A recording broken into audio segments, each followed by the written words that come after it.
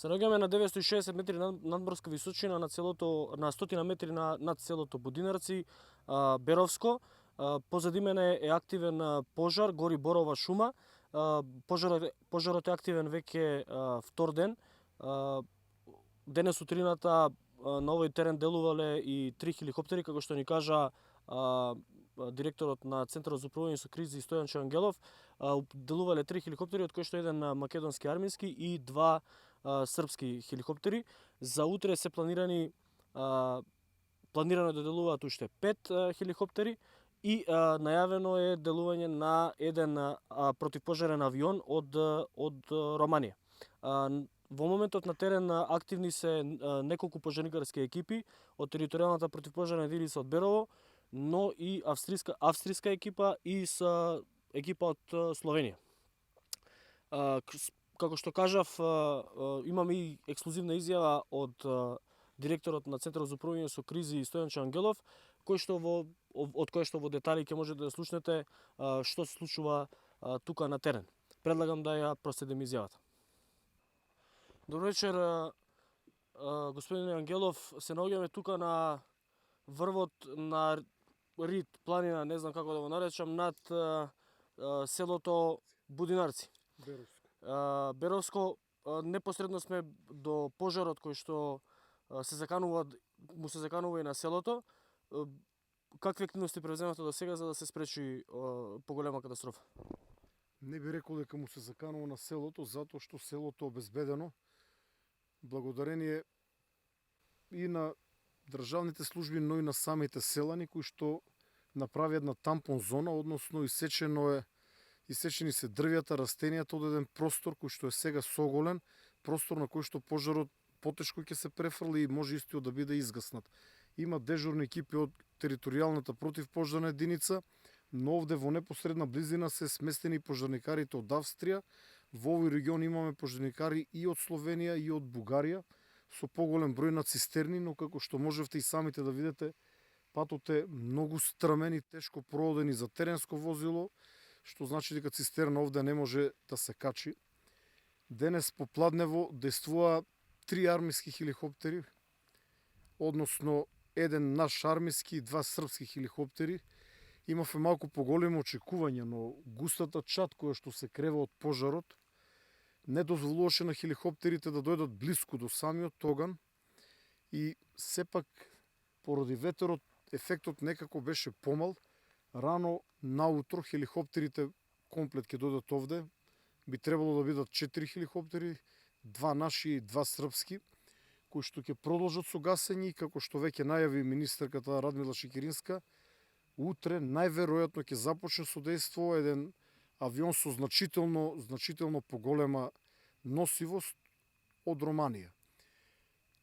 Тој авион ќе треба време да биде подготвен за дејство, но верувам дека ќе помогне значително во гаснењето на пожарот.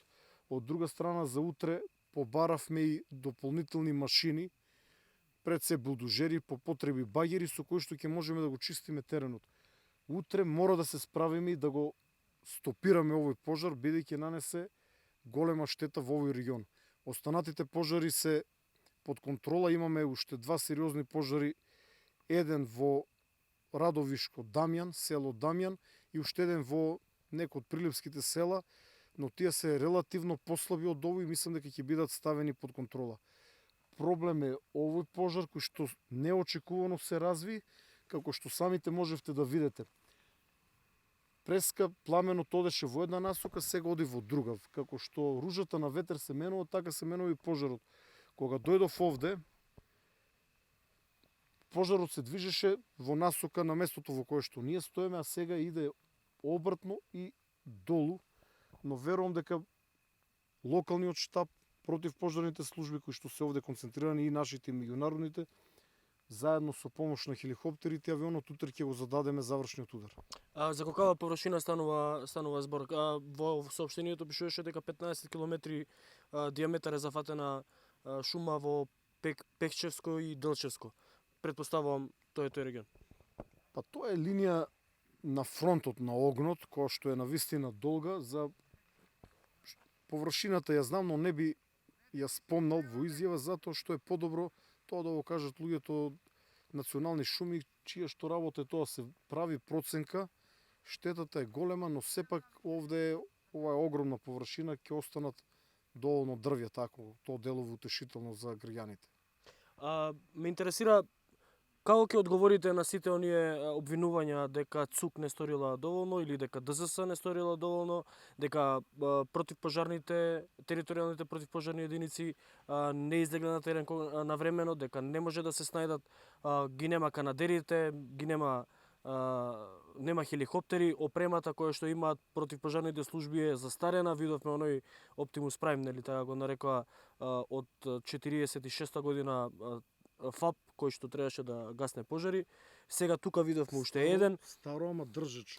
Старо, ама држачо, ама нефункционално за вакви ситуации. За ваков терен и ново возило не може да се качи, и австриските возила не може да се качат овде. Не се работи за ваков терен, господин Ангелов, се работи за терен како оној што беше благодарение, на граничниот премин на Богородица. благодарение на медиумите, полека, но сигурно ја приближуваме реалната представа за состојбата во целиот систем за управување со кризи во Македонија, кој што има низа слабости и системски проблеми, нешто за кое што беше свесна и претходната влада на ВМРО ДПМН, поради што во времето на техничкиот премиер Емил Димитриев беше започната една сеопфатна анализа, а истата таа продолжи и по формирањето на влада на СДСМ, направени се неколку анализи и од владени тела, актуелна една владина комисија. Господин Ангелов, ќе ве прекинам.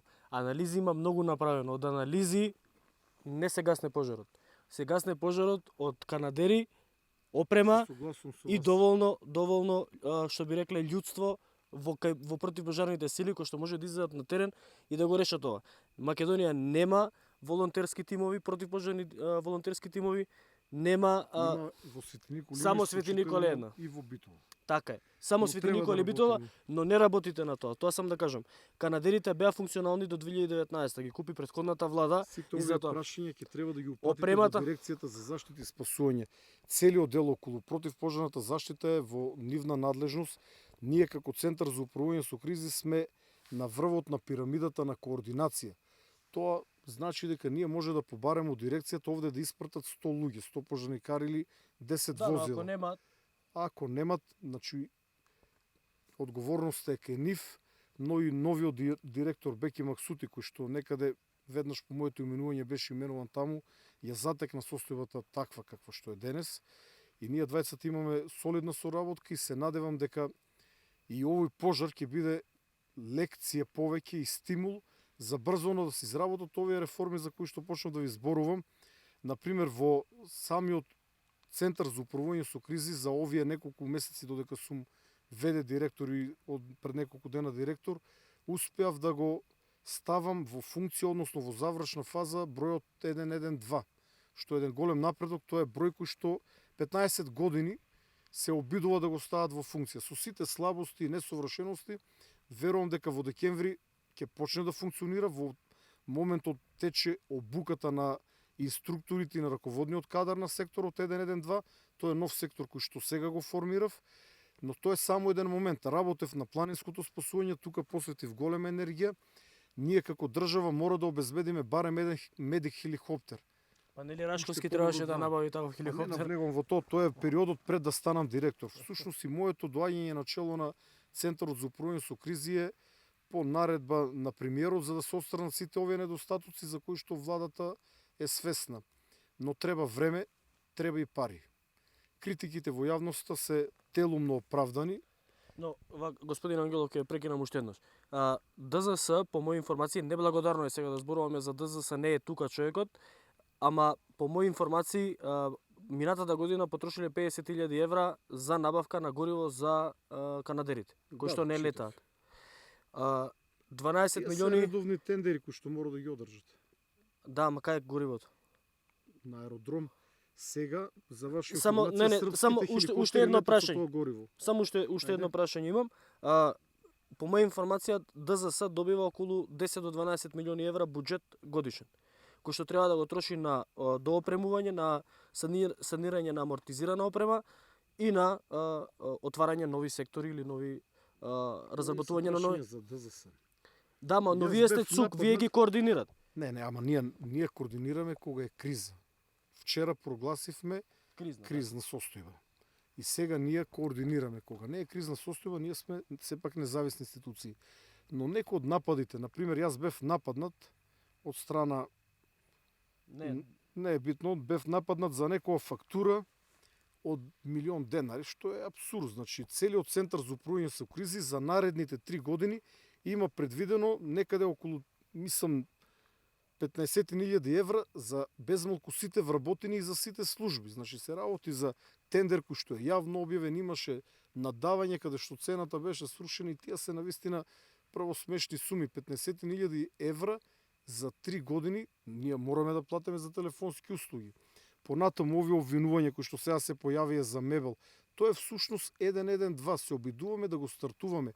Луѓето кои што ќе работат во овие служби треба да седнат на нешто. Тие се многу ниски суми, но во јавноста со нивното спомнување се обидуваат на било кој начин да ми извлакат. Сепак ние како Центар за управување со кризи направивме многу во овој период, еве со почетокот на оваа криза покажавме дека имаме капацитет да се носиме и да координираме со одредени слабости на целиот систем, би рекол.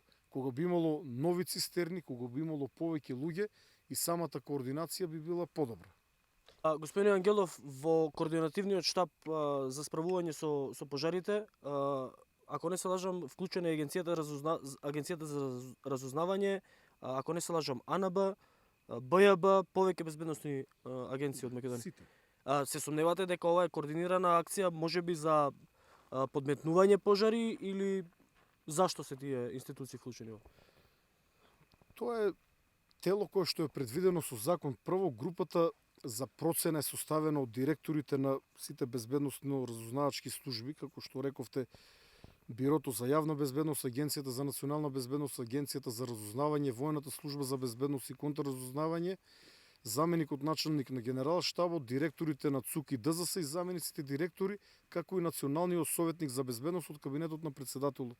Целта е на едно место да бидат собрани сите релевантни фактори кои што имат најмногу информации за да се донесат правилни одлуки. Тоа е предвидено во законот кој што е донесен во 2005 година и нема врска со актуелните случувања, но тоа е тело со кое што раководам јас.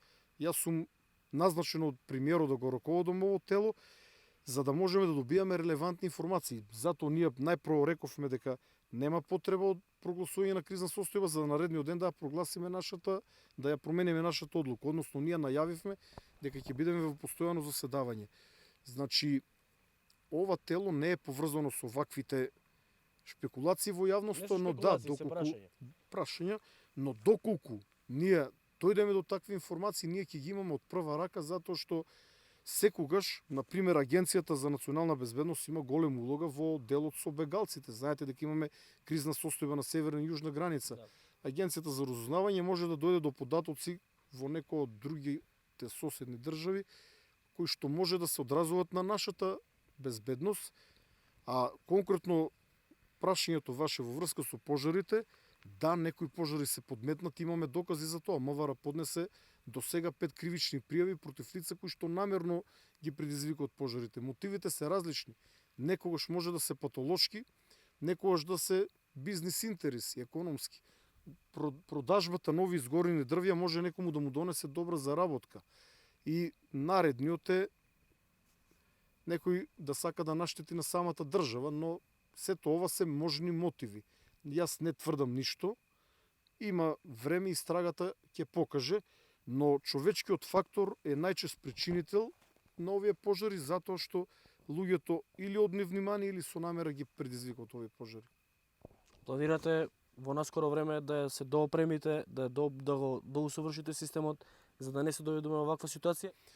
Ние мора да направиме комплетна реформа. Тоа значи дека треба да има една независна институција која што во себе ќе го обедини целиот систем. Ние сега сме мала држава, имаме национален координатор, имаме Центар за управување со кризи, Дирекција за заштита и спасување. Значи треба да се направи една институција, но нова, не механичко спојување на две нефункционални институции. туку треба да се направи една институција која што ќе ги обединува сите функции на постоечките две од процената на опасност, затоа што однапред има процена кога и каде може да се појавуваат пожари и понатаму се до силите за заштита и спасување или претрага и спасување. Значи целото тоа треба да се направи во наредната една година, таква и насоката од владата, таква и насоката од меѓународните фактори, да се формира една институција во која што ќе биде концентрирана и целата моќ. Бидејќи сега противпожарните служби се децентрализирани, се под градоначалниците.